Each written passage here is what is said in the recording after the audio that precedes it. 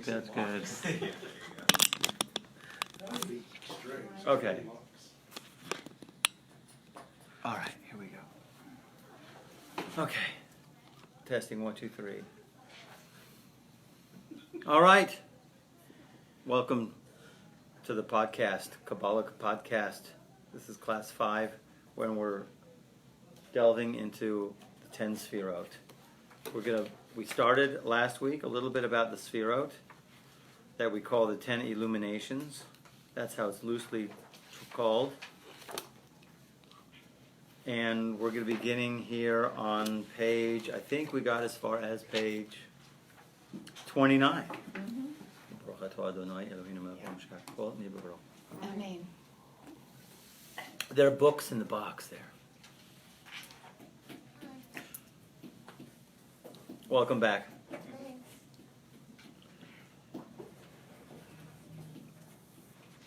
All right. So we're talking about, this is the classic, what we call bridge, or trying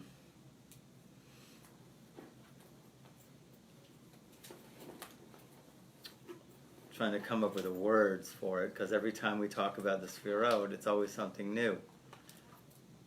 And we use it as the basic, we'll call it the building block of creation, okay? That just like we say that when God created the world, He created the world in 10 statements. Actually, these 10 statements really are emanating from what we'll call these 10 Sfirot. We call the 10 Sfirot the 10 Illuminations. But as we've learned, there's many other definitions that you can look earlier on page 22. Okay? But I call it really, we'll call it the channels of divine flow. We'll call it the way that all of the Kabbalists would view the world. We'll call it the spiritual genetic code of the universe. Okay? In other words, once we understand the 10 characters, it's like 10 characters in a play. Once we understand them, so then every single thing in all of creation, even in our very conversation, hooks into one of these 10 Sfirot. Now, why do we want to know about these 10 Sfirot or 10 illuminations? Why is it so important? Because obviously when you hook into the spiritual root of things, so then the physical aspect of things lose their grip, correct? Right? If you take the red pill, you're not in Kansas anymore, right? Okay? So the idea really here is, but of course it's not, we wish it was simply just a red pill and I've woken up. We wish so, but it's not, right? The whole study of Torah is to get us, to jottle us out of our physicality and to enter into the spiritual domain, okay? So we talk about the spiritual genetic structure of the universe, and we're talking about the Sfirot, and I did have a picture. Look at that. No one erased the picture. Isn't that great? Okay? And the way it is, we'll call it the divine flows, okay? That the way it goes is very much like this. That we'll talk about up here, that we'll call this the divine light, the light of the infinite, that flows down through these 10, we'll call it spheres, or these 10 garments, okay? We did explain a lot of times the Sfirot are like garments. How God behaves with us. We said last week also the whole idea of the invisible man, that you don't have a relationship. It's very hard to have a relationship with the invisible man. But of course when he does something, so then you can have a relationship with him. So how God behaves with us is basically through these 10 garments, so to speak, okay? And I said earlier that God created the world in 10 statements. So they asked a question in Pirkei Avos, hey, couldn't God create the universe in one statement, right? So the answer that they gives in Chapters of the Father, Ethics of the Father, is about reward and punishment, right? In other words, if it took God 10 statements to create the world, that means it's a little bit more precious. When you take a little bit more time, right? Of course, God could whip something up in a second, right? and boom, there it is. But then when we go ahead and he puts us in charge of the world to take care of, how are we going to take care of it?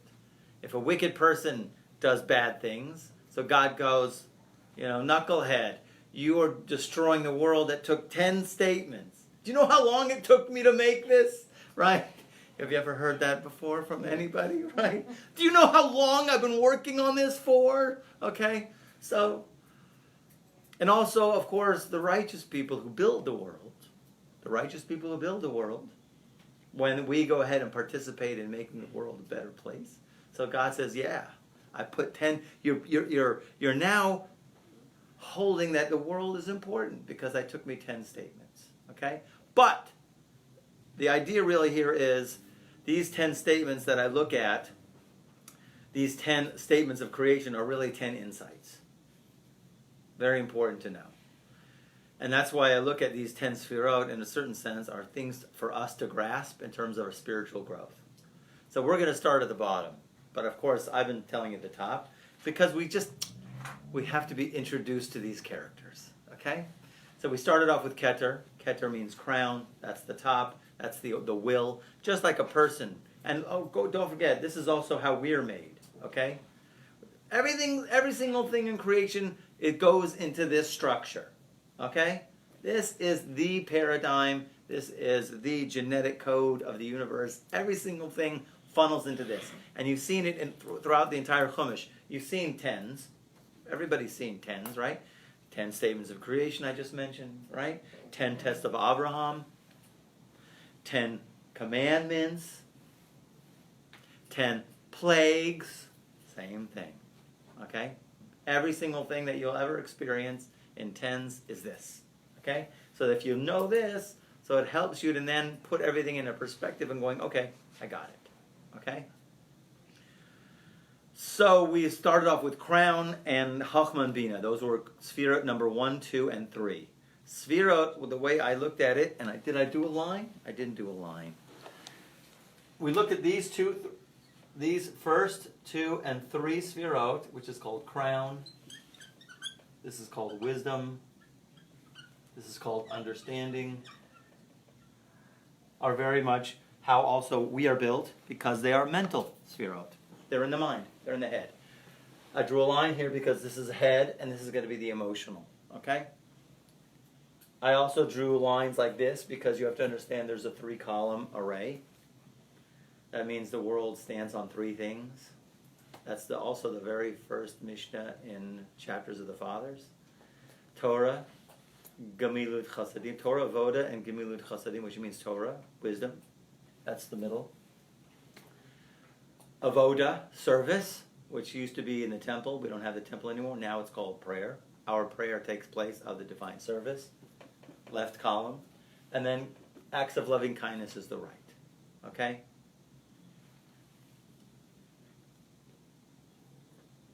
So these are your mental, and very much it works very much like our heads work. We look at our heads and we can see, okay, things kind of fall into place. You have wisdom, like you have your right side of your brain, you have the left side of the brain, and then you're going to have the midbrain. Okay? So your right side of the brain is more, we call that the side of wisdom, a chachma. It's more, let's say, artistic. It represents like the first synapse of an idea, a seed. And then you'll have your left side of your brain. Okay, the left side of your brain is more the feminine. It's the bina, it's the understanding. It breaks it down. It breaks things down. Very much like you take a seed, you put it in the earth. Very much like us, also how we function. We have an idea, and then you got to go ahead and now try to formulate the idea in your mind, how to go ahead and flush it out. How you got to go ahead and make it. Like idea, build a house. Okay, then you're going to start to formulate inside your mind how you're going to build your house. And you'll have all of the plans inside your head, how many rooms, etc., etc. Our minds work the very same way. Okay? Now we get into page 29. 29 is called dot, okay? Or called knowledge. Knowledge is so tricky. You notice how it's in a funky line, right? It's in a dotted line. That's because it's called the quasi-sphera. This illumination of God is really also how we relate to it is called the midbrain. Okay? It puts Chachma and Bina together. That's like we have a midbrain, kind of like has to fuse things. You get ideas, and then how do you put them together? And then, okay, an idea and how to put it together is one thing. Dot is completely different. It's called the quasi-sphera, is because it's mutually exclusive with crown. This goes into a huge issue that we have handed down, very philosophical argument, not argument really. A lot of material, a lot of books have been written on the idea of God's knowledge versus our free will. Huge, right? Everybody knows. If God knows what I'm going to do in a minute from now, how is it that I have free will?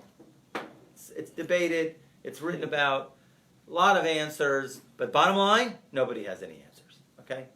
It was told that to me. And then people say, well, you can explain it like this. I'm like, yes, okay. Everybody can explain it. But really, it's not been explained totally. It cannot be understood until the next world. Okay? And that basically comes from this idea right here. This is the root of it.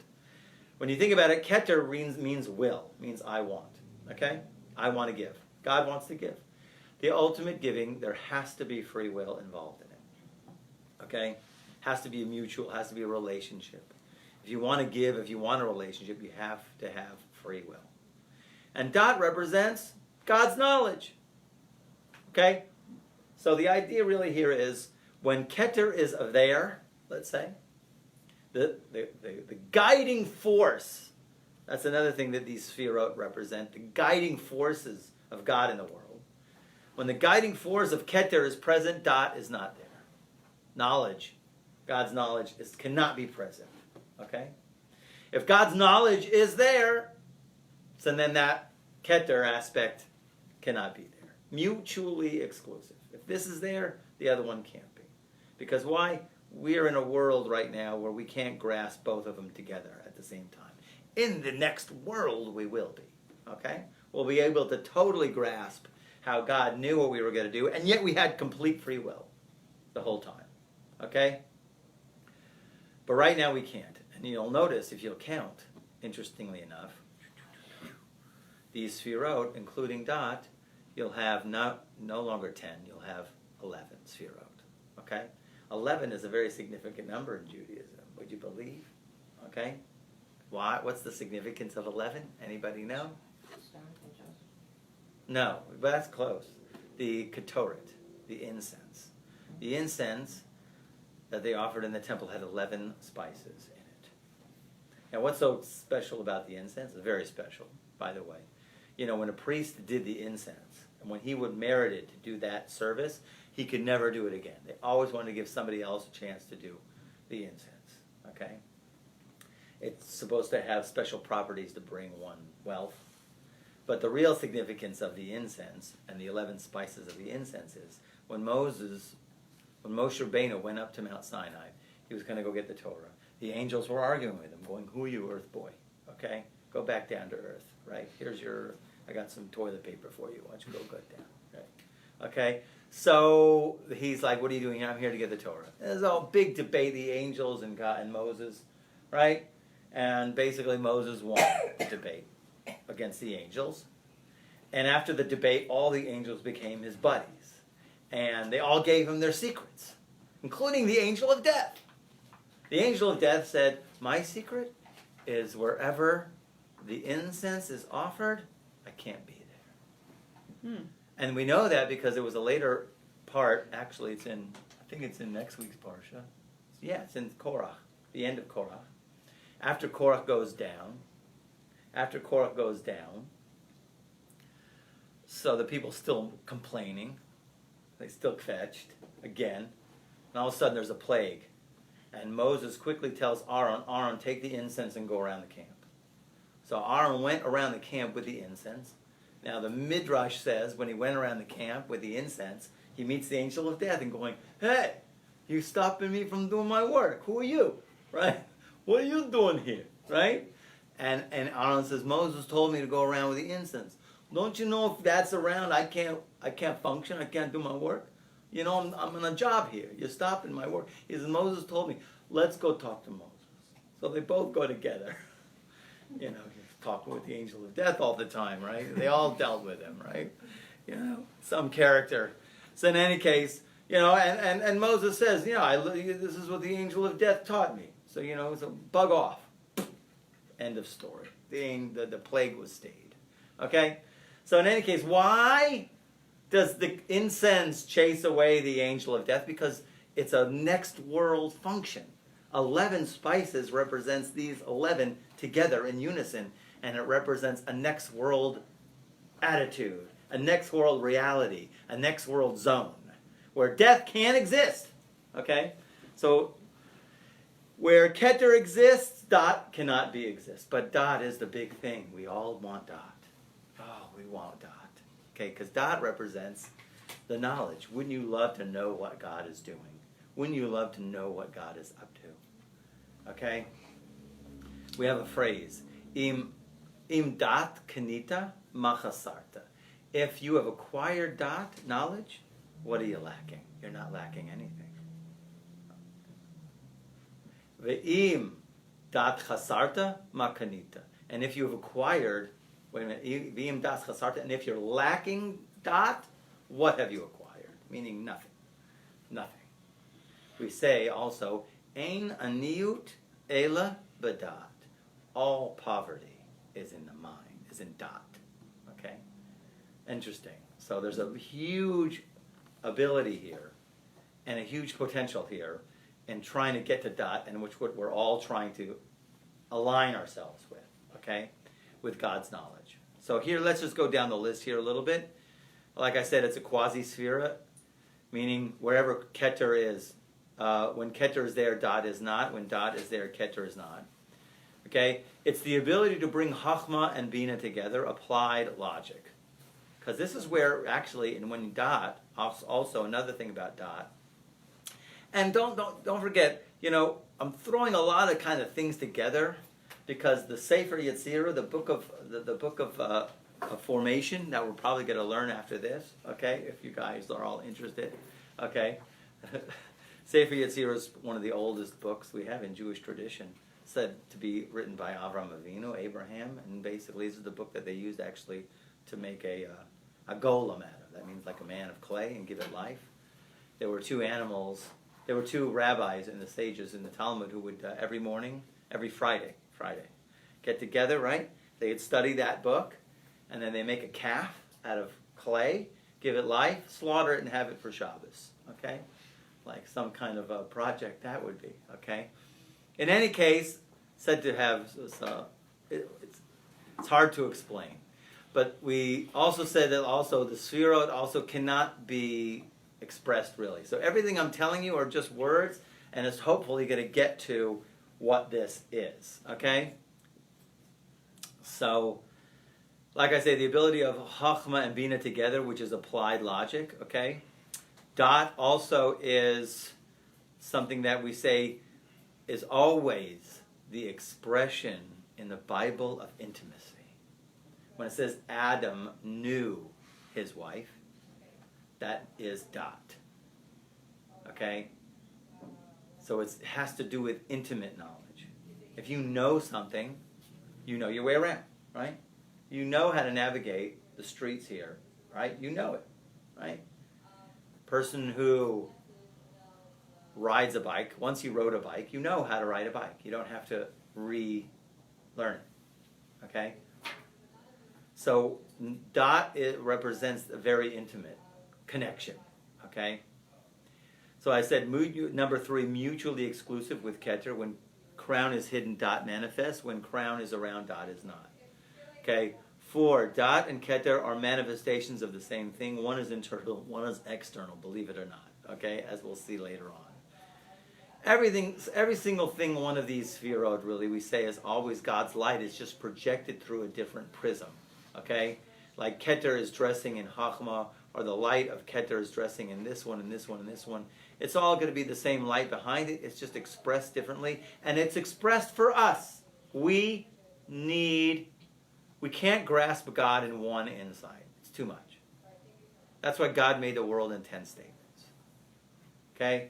Why 10 statements? Why 10 sefirot? Why not one sefirot? One garment? Right? Too much. There's only one time where the high priest goes into the Holy of Holies with one garment. That's on Yom Kippur. Other than that, he's got 8 garments. The regular priests have 4 garments. We need this, okay? We're finite beings who are entering into a relationship with infinity, and you got to go in baby steps. You got to go one step at a time. You got to grasp 10 concepts and go forward from there, okay? Okay. So number 5, intellect that a person shows to the world. When you know something, okay, you're going to express it. Which is number 6, the ability to communicate one's thoughts effectively. When you know something, you can express it. Okay, number 7, it represents God's knowledge, paradoxical with Keter's free will policy. Okay, they go against each other. Okay. 8 is the interface between the mental and emotional. As we're going to go into, the lower 7 sefirot are going to be emotional sefirot. These are the things we more relate to. We have a very hard time dealing with these mental sefirot that I'm trying to cover with you now. Okay, they're mental, very hard to grasp, very sublime. Even though we can get some kind of ideas of it and what we're talking about, it's very hard. You know, interface between the mental and emotional, and it brings down into the emotional realm. This is an important thing. Bringing down into the emotional realm. When you know something, it's one thing. When you really bring it down, where you vibe with it, where you resonate with it, where it has a conviction, okay, Dot is responsible for that, from bringing from the mental into your body. Okay? Where your body is totally in the vibe of it. It is the conduit of all of that. Whenever man exercises free will, Dot disappears and Keter manifests. Okay? Question is, God's knowledge is, he knows what you're going to do. Yet, still, there's the idea of you exercising your free will. Okay, and then of course number 10, the midbrain and the spine. All of these are just trying to take aim at what this thing is. Okay? Do you know that's how we really see things in reality? The way we view things a lot of times is where things are constantly bouncing off an object, and we're not seeing the object really as it is.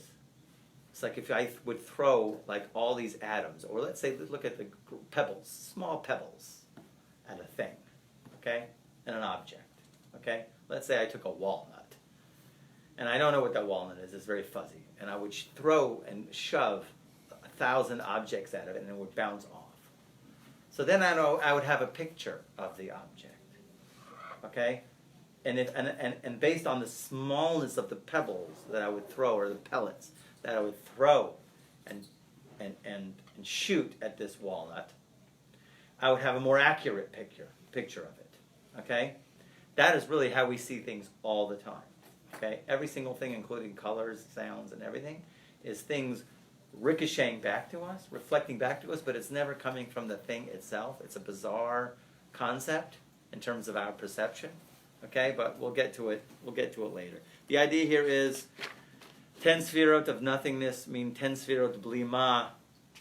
We can't know them, but you have to start to be introduced to them, okay? Because when you're familiar with the terminology and the concepts, so as we go on, so then you'll see where every single thing fits together, okay? So these are the 3 sefirot, okay? We're on page 30 now. An interesting thing that we talk about in terms of mental, okay, in terms of our thoughts. And this is what I teach in I taught in my Thursday class, and I'm writing a book just about this one page, actually. Okay? And that starts with this phrase that we have, in the way which a man wants to go, they lead him. And I translate that literally. They say it in Hebrew, B'derech shadam rotzei lelech molichin oso. And usually most people translate that as the way which a man wants to go, he's led. And usually most people simply interpreted that in a way which a person wants to go, he's led, God leads him. Of course, if you look at it, it's written they. They is plural. And the big question is, who are those guys? Okay? Who are they? So we were taught that every thought that a person thinks, and also every word and every action, he or she creates an angel that pulls him or her towards the fulfillment of that thought or idea, whether it be good or whether it be bad. Every single thought is creating something. Some thoughts are going to create more. How does it work? It's an energy. Okay? The greater the resonance of that thought, it's going to be the greater energy. The greater emotional charge that thought can produce, the greater the angel. And therefore, the greater the pull towards its fruition, whatever it be, good or bad. Huge concept, okay? Big idea about this, because you have to estimate. We think about 60,000 thoughts a day, so that's 60,000 angels a day, okay? The question is, which direction is it going in? I know some Texans may think 3 thoughts, right? Smoked, right? Smoked, cows, and football, whatever. Beer, horse, right? And gun, okay? Right, sorry.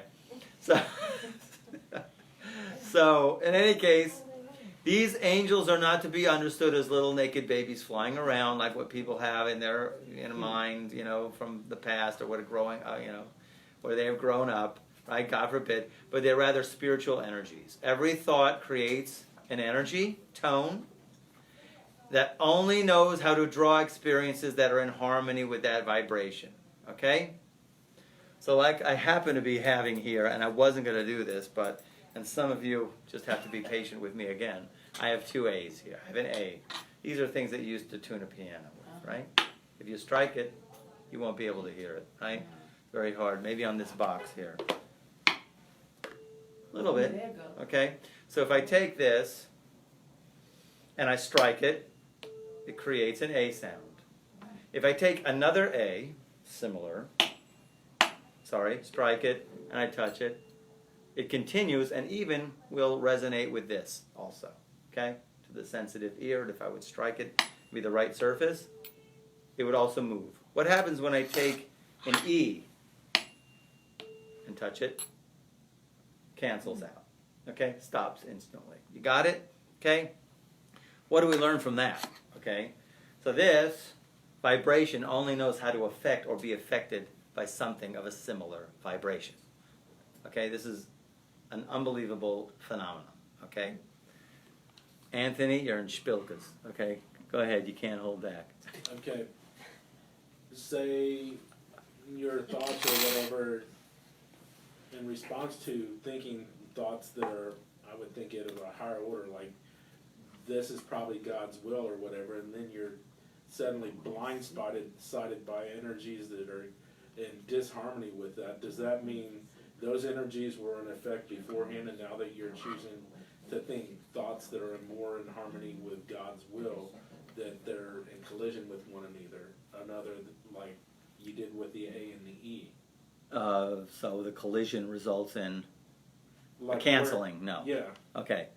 If I understand correctly. Okay. Okay. More like the direction of what you're thinking about is if your thoughts are going a certain way. Okay? And all of a sudden some other thoughts come in. Those are challenges to help you to get your thoughts together. Okay? God sends challenges all the time. He sends obstacles all the time in order for you to get your will together. Don't forget, it's the way which a man wants to go. Will. Okay? It's about the will. What do you want? Okay? And we're going to be tested. Okay? Because do you really want it? Okay? So God is going to send wills. It doesn't necessarily cancel it out. The idea really here is to express this, is that an A only knows how to affect or be affected by another way. If you are behaving in a certain frequency, okay, call it a frequency, you're only going to be attracted by things which are in a like harmony with that frequency. Okay? An A is not going to even jive with you. Okay? It could be that what you're talking about more like thoughts of the past and things like that. How do they get We're talking about simply creating an experience or experiencing what you was going through you, okay? The idea here is happy people create happy experiences and depressed people usually have a bummer day, okay? That people who are of a low level frequency, you'll see even science agrees, are more attracted to having less than positive experiences resulting even in sicknesses, right? As opposed to people who are happier have a much greater immunity system, even in the physical realm. Okay, thoughts are the most powerful. Okay, thoughts are very powerful. Okay, so the idea really here is, but it's not enough because there are some kind of thoughts that can just come through your mind like ticker tape. Like, the screen in the bottom when you're at the airport and you're seeing that the news flashing all the time on the bottom of the screen. Okay, things are going in and out. But then there's some things which really grab you. Some things which you either are amazingly joyous over, or things could be less than joyous and aggravating. Okay? Those things are only going to create experiences which are in a like harmony. Okay? That's the level of creation that this whole system works on. Okay? We, as being in Tselem Elohim, we are working in that same wavelength, in that same way. Okay? Our thoughts are constantly creating. The oven doesn't care what you put into it. You can put a cake or you can put dirt. It'll cook dirt just the same. Okay? The soil doesn't care what you put into it.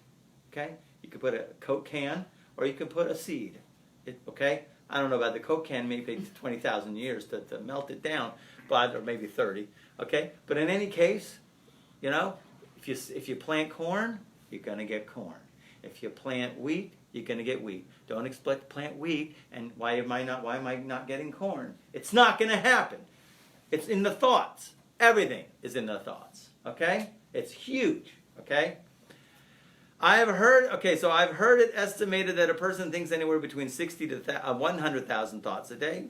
Different people have different studies.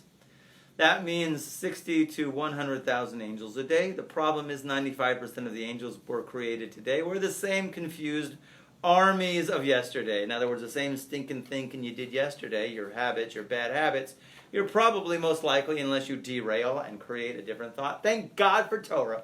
Okay? That we can create a new thought, a higher thought, okay? Habits definitely rule in the realm of thought. If half your thoughts are positive and inspirational and the other half doom and gloom, how far will one get? It's like an airplane with one engine facing one way and one engine facing the other, right? And then, of course, you end up spinning wheels. And I don't understand, Rabbi, why is my life not going anywhere, okay? Okay, because 30,000 is going this way and 30,000 is going that way, and of course you're going to be spinning, okay? 2 key rules. Like I said, the mind is like a garden or an oven. Doesn't care what you plant or cook in it. It just cooks, okay? Plant wheat, you get wheat. Plant wheat, don't expect a good corn. Ain't happening, okay? So now you have to really think, okay? Because you have to understand, what kind of thought are you going to incorporate into your system? People sometimes care what they eat, right? Right? Really care. I mean, sometimes they're just overboard, okay? But people do care. Or, like me, I only drink good coffee, right? Don't throw me any Folgers, man. Don't offer me any of that stuff. I'm a connoisseur of good coffee, okay? And working on it. We're trying to be better. So the idea really here is, you want to be a connoisseur of only the best thoughts. Okay? Only the best thoughts get to be Starkist. Okay? The mind is as an ocean that we fish in. That's another idea that you have to understand. Which thoughts do we fish in? Do we fish from? Right? In our endless ocean of subconscious. I hate to throw this at you. They asked Avigdor Miller many, many years ago when TV first came out. Religious people, everybody's buying TVs, right? And they asked him, should we get TV? Can we get a TV? He said, what? And he says, would you open a sewage pit in your living room? Okay? No. So why would you open that? Be surprised. And well, of course, but it's Milton Berle. Okay, so the idea is, of course, some people don't know who Milton Berle is. You can Google that. Okay. But of course, he understood because his mind is very sensitized, and he understands that even though there could be a lot of good in it, they can throw little ideas here and there and there and there, and then all of a sudden you build your whole system, and then then you're I don't want to say I can't speak to a certain degree. Then you move to California. Okay, that's how. Okay, it's all about our patterns of thinking. I come from California, so I can say that. Okay, but it's all about our patterns of thinking. Okay, but it also starts with becoming aware of the thoughts you think. Just become aware of it. Ask yourself, is this a true thought or is it not a true thought? Yes. Quick question. Yeah. So what makes a thought necessarily like a good thought? Is it something that's like not judgmental? Like if somebody really sketchy comes up to you, or you're just like supposed to trust them with your kid or something, and only think good thoughts about them? Oh, never. Like what makes it a good thought? Oh, What makes it, never. like, a good Your thought? attitude. That's where dot comes in. Dot is this knowledge. Dot is the ability, this is where dot comes in. Dot is the ability to discern. Really. Dot is the ability to say, mm-mm, or yes. Okay? It's which road to travel on. Okay? And you have to use your mind, of course. If you just say, if some suspicious, shady character comes to you and wants to watch your kids while you go somewhere. No, right? Common sense. It's hard to teach common sense these days. Seems to be it's an endowed gift from God, right? Seems to be. Some people So, yes. So the idea really is we're talking about thoughts about creating. Now, let's not get into the whole idea because there's a whole book written about this one page. About like that. That's in terms of, let's say, reacting to circumstances. I'm talking about you are going to sit. You're going to wake up in the morning. What thoughts do I choose to think? By the way, the first thought you think in the day sets your pace for the rest of the day. It's with you the whole day. That's the Baal Shem Tov says that. Okay. So if you wake up, oh, I got lousy appointments today. I can't stand it. So it's going to be with you the whole day. It's going to knock off your energy the whole day. As opposed to waking up to say, what? I can hardly wait to see the life-enhancing experiences that God is going to bring to me today. Okay? Would you wake up like that? Oh, or thank you. Really, the main thing is, the Jewish thought is, God, you gave me my neshama back with such love. You have such great faith in me. That's really the first thought of the day, is how much God has so much faith in you that you can do it. Okay? So the idea first, of course, is to be aware of the thoughts, okay?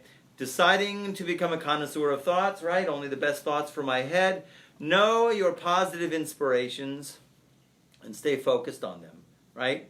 Right? Picture being removed of all financial concern. I ask this to a lot of people. If money was never an issue in your life, what would you do with your time as far as your contribution to humanity? You can sit and ask yourself that question. If money is never an issue, right? This guy, he raised his kids like that. I want you to think in terms of your contribution to humanity. What are you going to do for the world? Okay? And then you start to think about what you want to do and how you can express your unique potential. Okay? Instead of being bogged down by the stuff. Weeding out bad seeds, thoughts. Okay, that's what we call the kosher thought diet. That's the name of my book, basically. It's called Creating Angels, the Kosher Thought Diet. Okay? Because obviously what happens is you have to learn how to weed out the bad ideas that we've been fed ever since we were kids. Don't forget, we have in our tradition that the evil inclination comes into a person when they're first born. When they're first born. Lepetach hatas rovetz, it's a verse in the Genesis. Sin crouches at the door, which means the evil inclination comes when the person's first born. When does the good inclination come in? The higher level of soul come in? Bat mitzvah or bar mitzvah. 13 for a man. So meanwhile, the evil inclination has 13 years of free reign, baby, in your psyche to twist your mind and set up a whole kingdom of how we run things, okay? This is how we roll, okay? And then at 13 comes little Pee-wee, your little good inclination, and his job is he's got to take over the kingdom. He's got to usurp the kingdom, the throne from Luca Brasi. Okay? Okay? I don't know why that name came up. Okay. Rabbi, Yeah. but children, when they're born, are very innocent. Oh, they're such angels. They never do anything wrong. When they sleep. No, but I'll answer your question. Yes, children are angels, and we're not saying that their children are evil. Okay? honest, God forbid. they don't have They- all the built up. But they don't have a mature intellect to distinguish what is true and what is not true. I just And therefore, if a teacher says to him, you will fail at math your whole life, it gets in. And even though they'll have to maybe spend the rest of their lives fighting their way out of it, if it little, they're very impressionable at young ages. They take in a lot of things. They So all therefore, being raised on Disney, I don't recommend. Okay? I'm sorry to say. Okay? Rabbi, To say that Rabbi, now. Because I'll say that children have better Or instincts. Yetzer Hara. Period. Now, what do I mean by Yetzer Hara? That means they don't have the ability, 100%, they don't have dot, ability to discern. Okay? That's a huge sensitivity that is required, that needs a certain level of maturity to be able to discern. If you would put them in a corner with a half a gallon of ice cream, they will sit and eat it, and they will get sick. Okay? Now, you're right, they're angels, and they're sweet, and we're not saying about every single one of them, God forbid. What I'm saying is, the evil inclination very subtly sets up a network of thoughts and beliefs. And a lot of them could be true and unbelievably altruistic, but they set some very subtle things up. Very subtle. And he knows when to trigger them later on in life. Okay? And it triggers or push certain buttons later on in life. He's got a whole shas. See all those books? See all these books? That's our shas. This is our Talmud. He's got books like that, maybe even more of them. Maybe even a whole wall of tricks and things and innuendos, how to go ahead and get. So he gets 13 years or 12 years head start to form your brain and how you perceive the world. And then comes your good urge only after that, and has to go ahead and rehash, rethink. A lot of it good stuff. A lot of it needs to be weeded out, very much like a garden. Okay? That covers our mental sphere out. Okay? Now we're going to get into the emotional sphere out. We have a few minutes. We got to do this. Okay? And this is more practical. You know why I say that this is more practical? See, if you look at just skip to page 33. Okay? You'll see the line, and you'll see these 7 circles underneath the line. Okay? These 7 are called the emotional sphirot, these 7 characters in this play. These we are really very much responsible for. Okay? Because these represent midot. Midot means character traits. Okay? Interestingly enough, I have to bring this really unbelievable out of the dots dynamic for you. Okay? The Torah is eternal. Every single thing that existed in the Torah has its relevance right here and now. All of the Hasidic masters taught this. Okay? And the relevance specifically of this 7 midot, these 7 character traits, actually coincides with something quite interesting, if you'll notice. When the people of Israel are going to go into the land of Israel, there are 7 nations in the land of Israel. And these 7 nations, Yeshua was given the charge to go and conquer these 7 nations. Those 7 nations in the Kabbalistic realm are represented by the 7 evil character traits. In other words, you'll have these 7 midot, and there's also the dark side of the 7 midot. There's also the dark side of the 3. As a matter of fact, all these 10 sphirot are not all holy and lali la jolly. Okay? These 7 sphirot, these 10 sphirot, have a negative counterpart to them. Okay? In the dark side. Yeah. The dark side exists. It does. Okay? And the way that when Yeshua went into the land to conquer the 7 nations is really when we go into our potential. We have 7 traits that need to be dealt with. 7 evil aspects, 7 evil character traits. And when we conquer those 7, that's when we reach our potential. Okay? When we deal and balance those 7 traits, it's very much like when Yeshua goes into the land of Israel. Okay? So when we were dealing with our own character traits, we are Yeshua conquering the land of Israel at that same exact energy alignment. Okay? Now, interestingly enough, the 3 first Sfirot we don't deal with. There weren't 10 nations in the land of Canaan. There were only 7. What's with those 3? Do you know those 3 are saved for the days of Mashiach? There were 3 nations we were not allowed to mess with. You remember who they were? Okay? Edom. When we wanted to go to the land of Israel, we came to the border of Edom. We go, can we just cross your land? We'll pay for the water. $5 a bottle. What a great for your economy.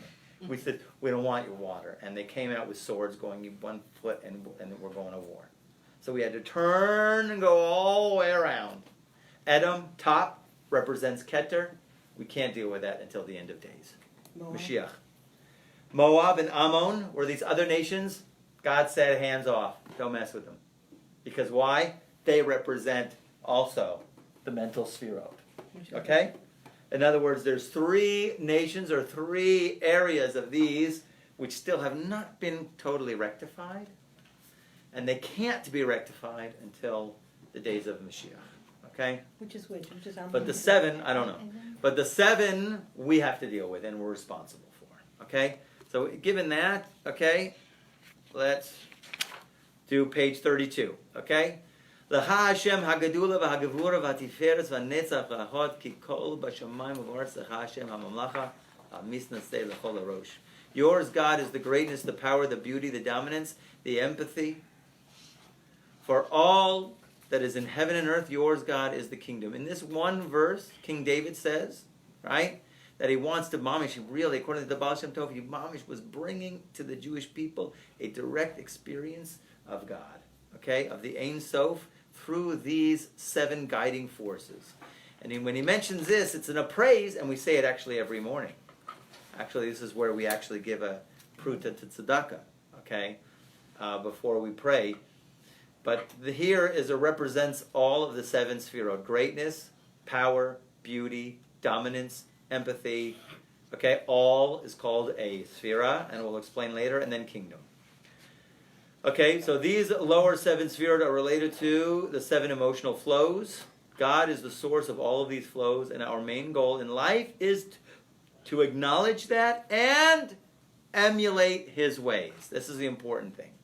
According to the Baal Shem Tov, King David showed the people through the senses that the whole world is filled with God's glory and there is no spot where God is not.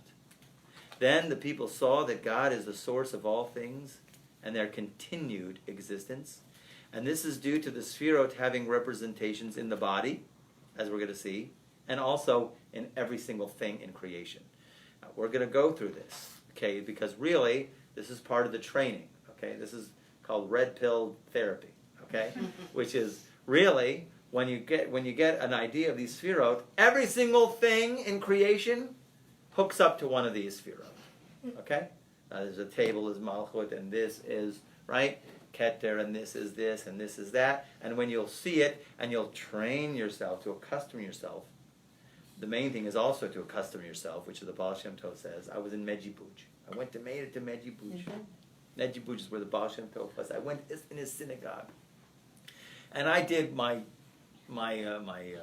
prayers and things like that. And I was waiting for the other guys to finish. I pull a book off the shelf, Keter Shem Tov, open it up.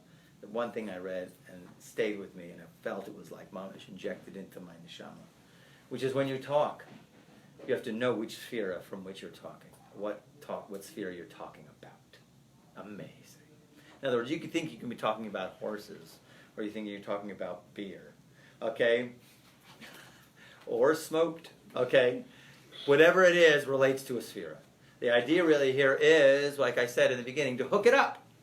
You got to use your mind and practice hooking up things to the spiritual source. When you hook up to the spiritual source, and then the physical manifestation starts to lose its grip.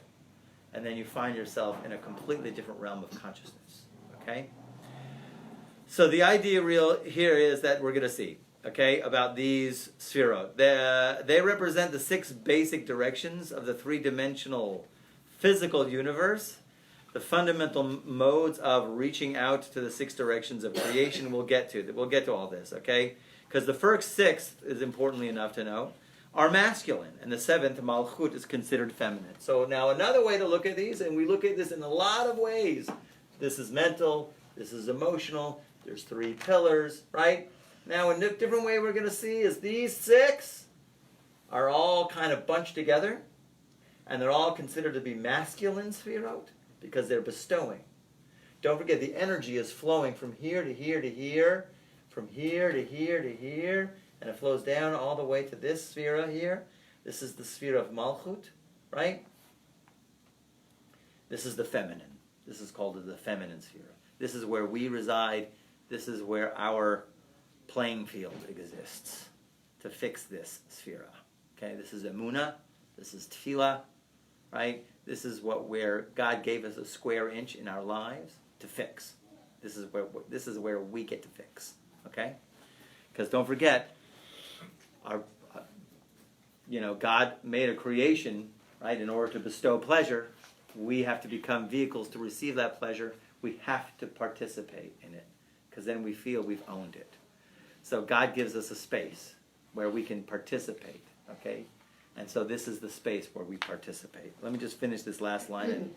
The real glitch here is that these emotions, energy and motion, were created or manifest down here in order for us to balance them between ourselves for the sake of establishing our relationship with God. The more we work them out down here, the greater will be our connection to the infinite. In other words, how do you balance love? Just look at that one. Too much love is no good. And then no love is also no good. You know that the opposite of love is not hate? Would you believe it? Right? Elie Wiesel said this great line. The opposite of love is apathy. Not hate. Hate is an energy. Hate has energy. Hate can be converted to love. Apathy is the opposite of love. Okay? So the idea really here is all of the character traits that we study and learn and experience throughout our lives, God gave us all to us in order for us to align it with ourselves, with each other. And when we are in alignment with each other, boom. That's when the dominoes fall and we're in complete alignment. Okay. Any questions? We'll stop here. Any questions? Yes. Can you remind me the Kabbalistic definition of evil? Ratzon l'kabel, will to receive for its sake, for itself. Will to receive for itself, basically. Yeah. So when you're talking about that frequency, Yeah. are we born with a certain frequency, or do we inherit a frequency, or? So great. Such a great question. Yeah. So you're basically saying people are certain. Yeah, you're born with those frequencies. Those frequencies are basically based on your past lives, because you have to go ahead and develop or balance those frequencies. Okay. In other words, all of the energies that you have going through you, came from past lives, and then your parents also, perfectly tailored for you with all of your frequencies in order for you to have the exact right workout to develop So yourself. do we have a specific frequency, or do we switch frequencies? You can choose any frequency you want to. You have free choice. Yes, you're born with certain habits of thinking. Those habits of thinking, right? You can choose to either keep them or develop something else. Anything, whatever you want. Yeah. You are an unbelievable co-creator in your own destiny. That's what it's about. So you can either get off the bandwagon of the old thoughts and develop a new frequency, a new pattern of thinking. Make sense? Yeah, but it's hard you know. Okay, I held back on you because, dudes, I wrote a book on this, okay? So, I'm trying to, I'm working on getting it published, So, but the idea really is, I'll help you out with one thing. There's a name of the most powerful angel. The most powerful angel, okay? And this angel, even though, let's say, you were born with this predisposition to think this way and this lower style of thinking, there's one angel which you can do it. It can overcome everything. Are you ready for the angel's name? Easy. Easy? Mm-hmm. Because if you say hard, difficult, or impossible, you're creating the blockage. You're contributing to the blockage. But if you say easy, even though you don't see the solution to your problem, you might not see the solution right now, but for God, anything is easy. No? Yes. For God, anything is easy. Okay? So if you hook up with the thought or the idea and resonate with, well, for God, it's easy. And you got to put yourself in the zone, the feeling tone, as if, well, the solution is already there. It's easy. So that at least you'll be open to the solutions. Okay? As opposed to hard, impossible, can't, you're totally blocking the solution. Okay? Question. How is empathy the opposite of love? I would think empathy. Apathy. Apathy, not empathy. Oh, Sorry, maybe I didn't say it correctly. Apathy, which means like, Apathy. I don't care. Apathy. Empathy, I no. heard empathy. Okay, I'm so glad you asked that question. Apathy. Who said Apathy. apathy? No feeling. Okay. Any other questions? Go out and conquer the world, man. We're part of the club. Dynamic thoughts, and you change the world. Okay?